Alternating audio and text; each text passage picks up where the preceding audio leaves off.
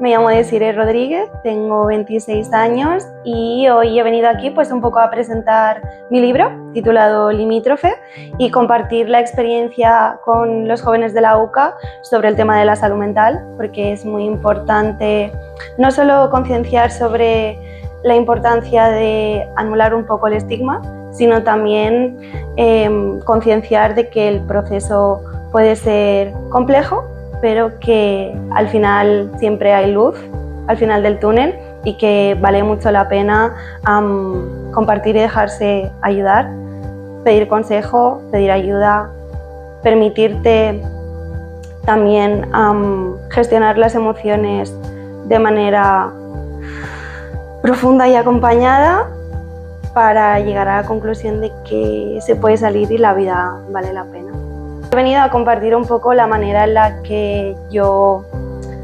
plasmo y gestiono las emociones en clave de salud mental especialmente, y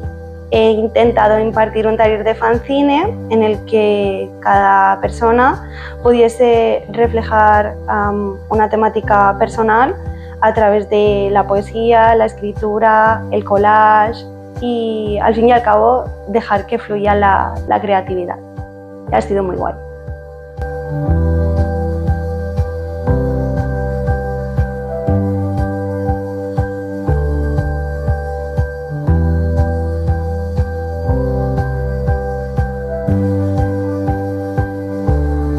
Me llevo sobre todo la compañía, la curiosidad y esas ganas de querer compartir y aprender que me han demostrado. Las veo con muchísimo potencial a nivel artístico y creativo y me ha encantado compartir el tiempo y el espacio con ellas i espero poder hacerlo de nuevo. Trobo que això és molt enriquidor pels nois perquè s'identifiquen, a més veuen llum, com ella comentava, senten identificats, veuen que hi ha més recursos, que és molt important el demanar ajuda i que els servirà el poder-la acceptar. I a més després han fet un fanzine, un taller, que els ha agradat moltíssim perquè a més